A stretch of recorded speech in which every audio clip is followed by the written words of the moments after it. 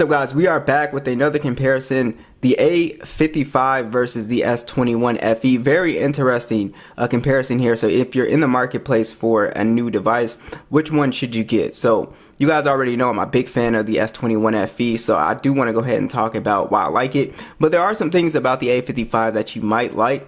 Alright, so let's go ahead and get started. Let's talk about the actual price, because that's a big thing here. The S21 FE, if you pick it up in the used refurbished marketplace like the one I have here, it is going to be around 200 bucks. You can find this on Amazon, eBay. And then the A55 I got off of Amazon as well, and this one is around 400 bucks brand new. So let's go ahead and talk about the hardware. So Samsung has gone with pretty much a premium design on the A55 here. It does have a glass back now, so it kind of gives it a flagship feel. It's IP67 dust and water resistant, and then it's very sharp on the edges, so I don't think it's as comfortable as the S21 FE, which has a more smoother edges for sure here. But it does have that more premium feel since it does have that glass back now. And then you also do have on the S21 FE, it's got a plastic back. And then it does have metal sides, but this one is IP68 dust and water resistant, so it does have a better IP rating than the A55 as well. But as far as the hardware, I think that the S21 FE definitely feels better and it has a better water resistant. But the A55, it definitely looks better. It has the more, I guess, modern design from Samsung, and like I said, it feels better, right? It has a glass design on it, so it kind of feels a little bit more luxury, right?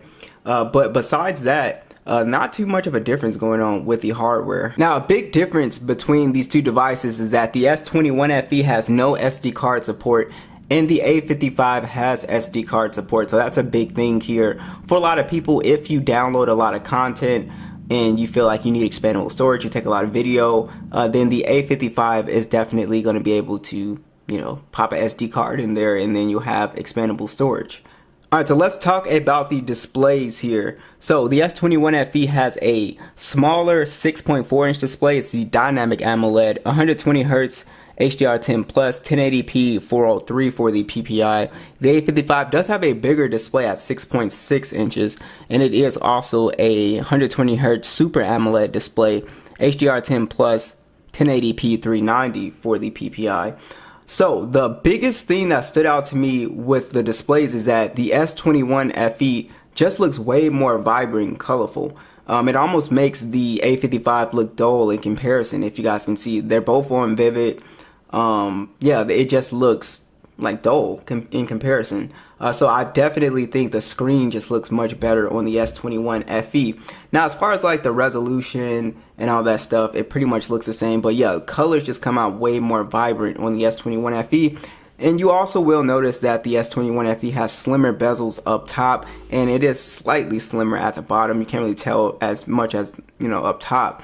But that's one of the things I noticed like right off rip.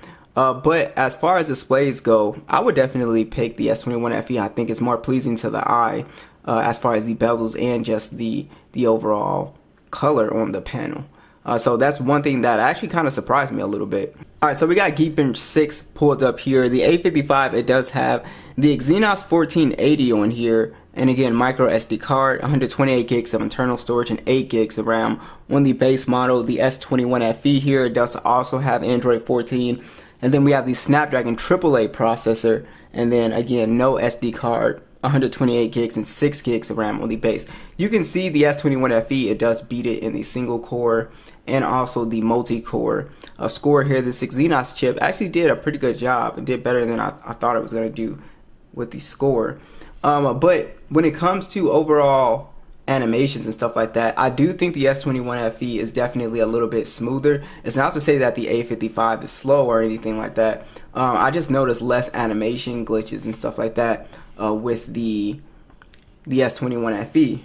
So I do think that having that higher processor does come in handy for just loading up a lot of stuff and the phone remaining a little bit smoother. But if we do go into just a little bit of app loading, I feel like they're both pretty much on par. Like I said, it's pretty impressive. The Exynos processor, for the most part, is doing a good job when it comes to general performance when launching applications. Into YouTube, so you guys can see it's really on par.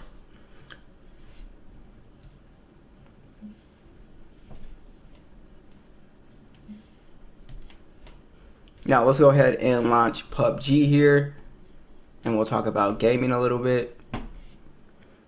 Alright, so when it comes to gaming, the S21 FE, it does do a pretty good job when it comes to gaming performance. You actually will get better settings on the S21 FE. Unfortunately, there's no 90 frames for this phone yet. It hasn't had the optimization update, but it's very smooth, and gaming performance is excellent, especially for the price, again, that you get this phone for. Now, the A55 does a pretty good job with gaming as well too. You're just not going to get the best settings. You have smooth extreme, but as we can see, there's no HDR extreme like you can get on the S21 FE. So you will just have overall just better settings thanks to that Snapdragon processor. But again, if you're a casual gamer, you don't really game that much, this will be fine, you know, playing PUBG, Call of Duty Mobile. Like I said, you won't get the best settings, but you will get, it is definitely playable. But if you're a more competitive gamer, I would definitely get the S21 FE. Now let's talk about additional features here. So one thing about the S21 FE is, since it is, you know, pretty much a flagship device, you have things like Samsung desktop support, and you have reverse wireless charging and wireless charging. So with the A55, there's no Samsung desktop support, there's no wireless charging, and of course no reverse wireless charging. So that's kind of like a perk of getting, you know, kind of like a flagship device like the S21 FE. There's also one thing that I noticed here, and I don't know what's up. I usually never have this issue, but so what's going on here is that the fingerprint scanner, and I re-registered it, it's just not as smooth or as fast as other Samsung phones. Like this one, like you really have to kind of apply pressure to it. I've noticed like it just doesn't register as well as other ones. So that's something I noticed. I rarely ever had that problem. This is the first phone where I have had that problem. I wonder if it can be fixed with a software update, but it's very inconsistent. And even if you have to press down really hard. So they're both optical, but this one is not performing like it should. Let's check out these speakers at max volume. We'll start with the S21.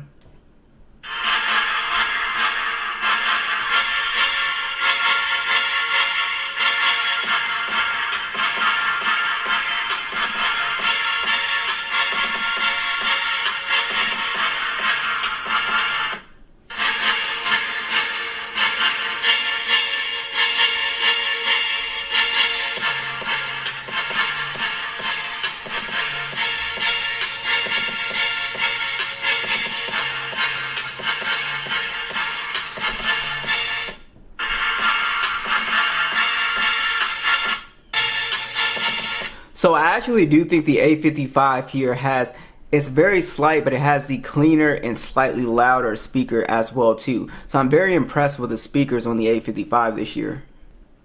Now let's go ahead and talk about the cameras on these two devices here. So with the S21 FE, it does have a 12 megapixel standard, an 8 megapixel telephoto with 3x optical, and a 12 megapixel ultra wide. It shoots in 4K 60 on the front and back, and has a 32 megapixel selfie cam. The A55, it does have a 50 megapixel standard, a 12 megapixel ultra wide. It has no telephoto lens, but it does have a macro lens on here as well. It's 5 megapixels, and then it can only shoot in 4K 30 on the front and back. And then on the front, you do have a 32 megapixel selfie as well. So you do get slightly better specs on the S21 FE as far as video recording in 60 frames at 4K, and then you also get the telephoto lens as well too, which the A55 lacks. But check out these side-by-side stills. Let me know what you guys think.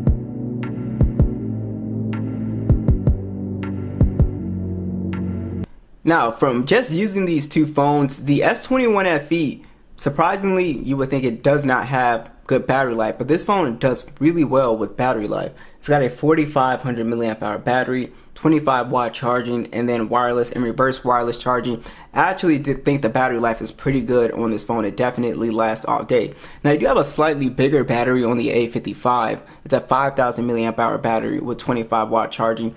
But the thing with the A55 is that there's no, again, wireless charging or anything like that.